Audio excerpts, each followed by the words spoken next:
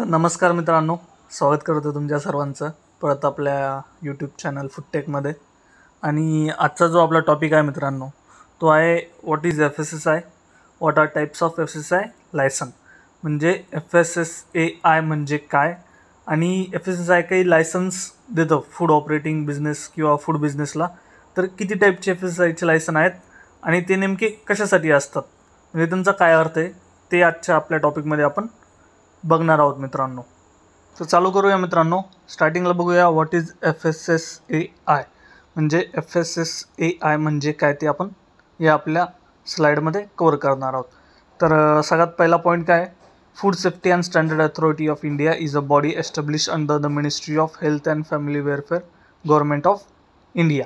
तर सर्वात पहिली गोष्ट जी आहे ती म्हणजे FSSAIचं फुल फॉर्म काय, food safety and standard authority of India.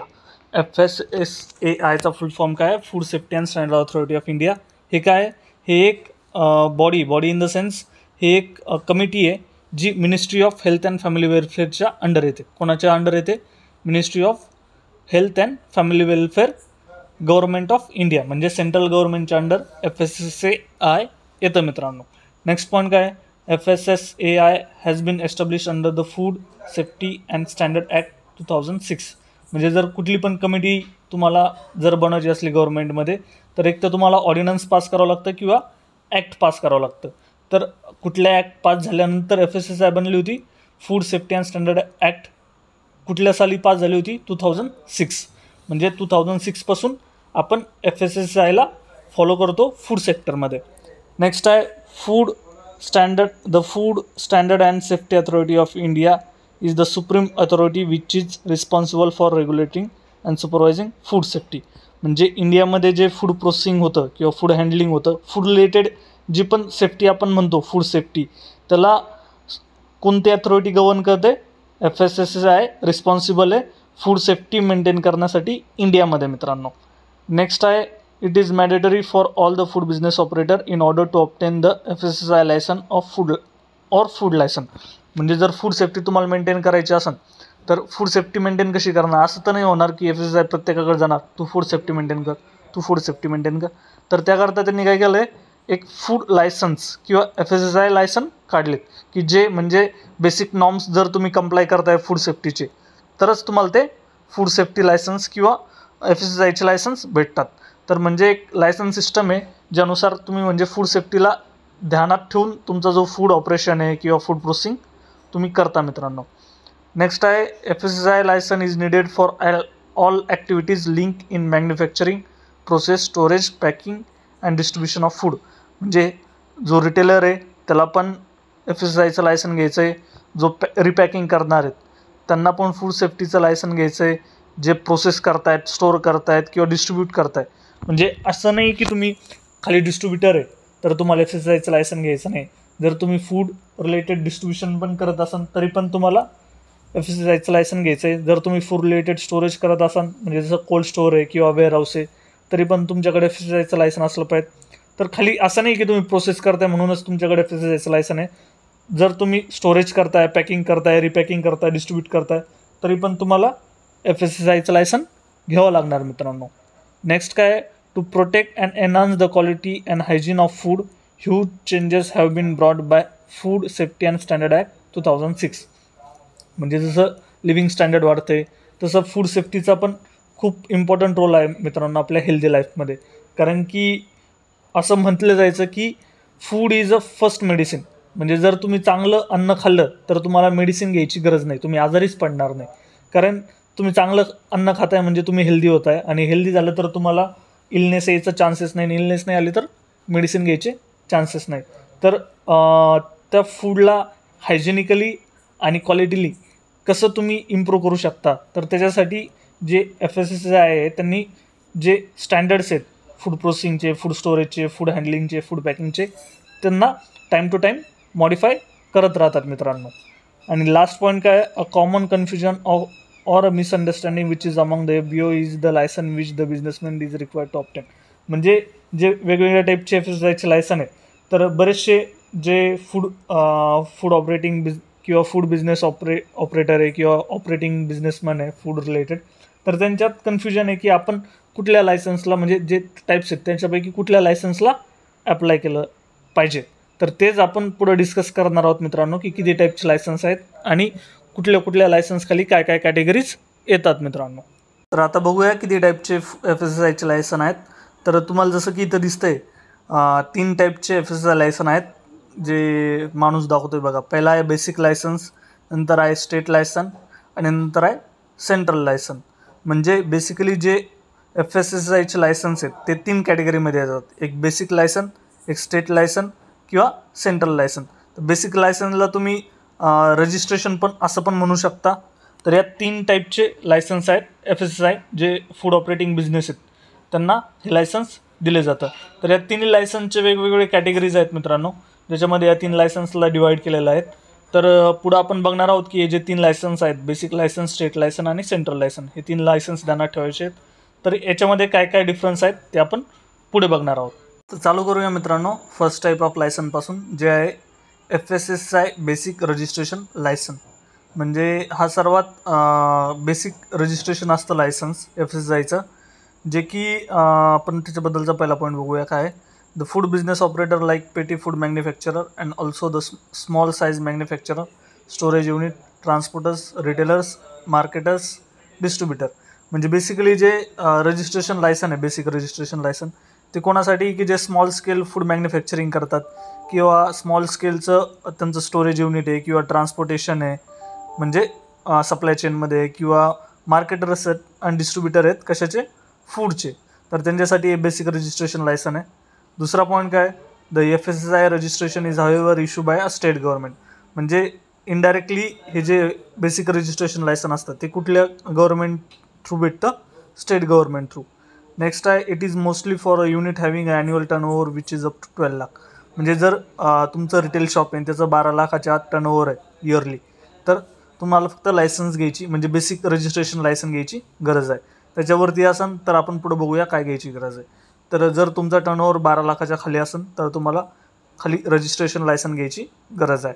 Next आहे मेकशाफ्ट स्टॉल सेलिंग फूड प्रोडक्ट. म्हणजे जे ठेला वगैरे लावतात ना त्यांना पण रजिस्ट्रेशन करायचीच गरज आहे. कॉटेज इंडस्ट्रीज असोसिएटेड विथ, म्हणजे जे स्मॉल स्केल इंडस्ट्रीज आहेत त्यांना हे रजिस्ट्रेशन करायची गरज आहे. नंतर आहे businesses involved in selling food at a social or religious gathering other than catering. जसं तुम्ही शिर्डीचे साईबाबाचं मंदिर असलं किंवा शेगावचं मंदिर झालं, जिथं की religious belief through food distribute केलं जातं अदर दॅन केटरर. म्हणजे ते केटरलमध्ये येत नाही पण ते रिलिजियस बिलीफनं फूड डिस्ट्रीब्यूट करतात. तर अशा ठिकाणी पण FSSAIचं रजिस्ट्रेशन तुम्हाला करावं लागतं. आणि लास्ट काय, the maximum tenure of this licence is 5 years and minimum is 1 year. म्हणजे जर तुम्ही लायसन्स घेताय तर तुम्हाला ते रिन्यू करायला मिनिमम 1 वर्ष लागतं. म्हणजे असं पण तुम्हाला 1 वर्षात पण त्याला रिन्यू करावं लागतं किंवा ते 5 वर्षासाठी तुम्हाला पण भेटू शकतं. तर 5 years to 1 year मिनिमम त्याचं टेन्युअर असतं मित्रांनो. तर हे होतं आपलं पहिलं FSSAIचं लायसन जे आहे बेसिक रजिस्ट्रेशन लायसन किंवा basic registration for FSSAI. Next जे सेकंड नंबरचं FSSAIचं लायसन आहे ते आहे स्टेट लायसन. तर काय आहे स्टेट लायसन्स ते बघूया. त्याचा पहिला पॉईंट आहे, business operators like small to medium size manufacturers, storage unit, transporters, retailers, marketers, distributor ETC are however required to obtain the FSSAI state licence.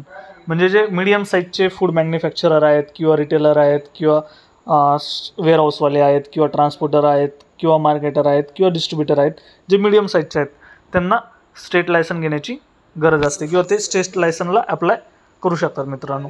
Next आहे, the state licence is issued by a state government and it is important that you have operation in only one state like Delhi in order to obtain the FSSAI state licence in Delhi. म्हणजे for example जे state licence आहे ते state government through तुम्हाला भेटतं. पण असं नको व्हायला की तुमचे हॉटेल्स आहेत 5-6 आणि एक हॉटेल महाराष्ट्रामध्ये, एक हॉटेल हरियाणामध्ये, एक हॉटेल MP मध्ये. तर अशा टायमाला तुम्ही स्टेट लायसन नाही घेऊ शकत. जर तुमचे 5चे 5 हॉटेल महाराष्ट्रामध्ये म्हणजे एका स्टेटमध्ये आहेत तरच तुम्ही स्टेट लायसन्स घेऊ शकता. म्हणजे जे तुमचं फूड प्रोसेसिंग आहे ते एका स्टेटमध्येच असलं पाहिजे. नेक्स्ट आहे hotels of 5 star rating or less. म्हणजे जे हॉटेल्स आहेत ज्या 5 स्टारच्या खालच्या आहेत त्यांना पण स्टेट लायसन्स भेटतं मित्रांनो. नेक्स्ट आहे स्टोरेज हॅव्हिंग कॅपॅसिटी लेस दॅन 50,000 मेट्रिक टन्स इयरली, म्हणजे जे स्टोरेज युनिट्स आहेत त्यांची 50,000 मेट्रिक टन्सपेक्षा लेस कॅपॅसिटी आहे त्यांना पण स्टेट लायसन्स भेटतं मित्रांनो. इट इज दज mostly for a unit having annual turnover more than 12 lakhs, म्हणजे ज्यांचा म्हणजे टर्नओव्हर 12 लाखापेक्षा जास्त आहे अशा ज्या फूड प्रोसेसिंग किंवा फूड रिलेटेड बिझनेस आहेत त्यांना स्टेट लायसन्स घ्यावं लागतं किंवा स्टेट लायसन्सला ते इलिजिबल आहे किंवा अप्लाय करू शकतात.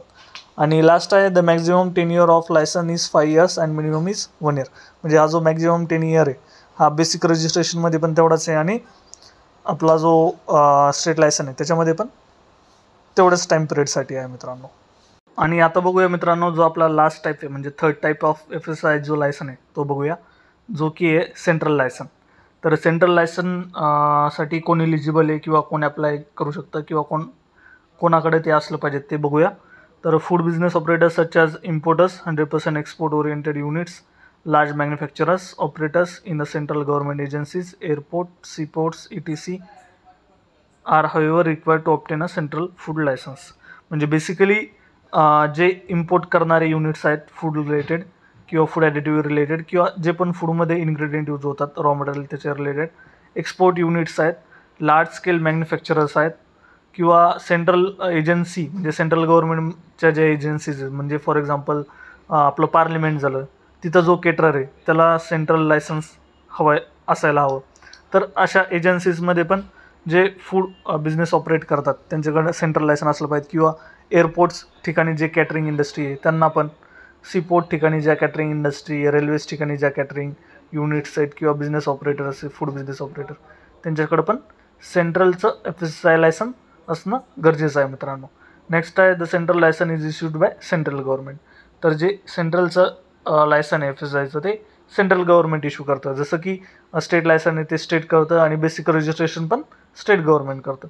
नेक्स्ट आहे further more FBOs have to obtain the central license for their head office and if they have operations in more than one state. म्हणजे जसं मी तुम्हाला सांगितलं की तुमच्या 4 प्रोसेसिंग युनिट आहे किंवा 4 हॉटेल आहे आणि 4 हॉटेल 4 वेगवेगळ्या स्टेटमध्ये, तर तुम्हाला सेंट्रल लायसन घ्यावं लागेल.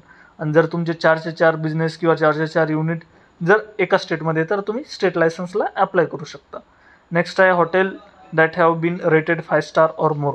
म्हणजे जसं 4 स्टारच्या खालच्याना स्टेट लायसन आहे तसं जे 5 स्टार्सच्या वरती जे हॉटेल्स आहेत त्यांना सेंट्रल लायसन्स लागतं मित्रांनो.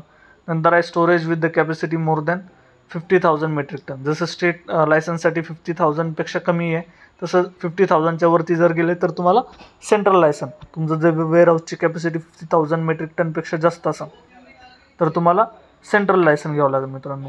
नेक्स्ट आहे this is the mostly for a unit who is annual turnover which is greater than 20 crores.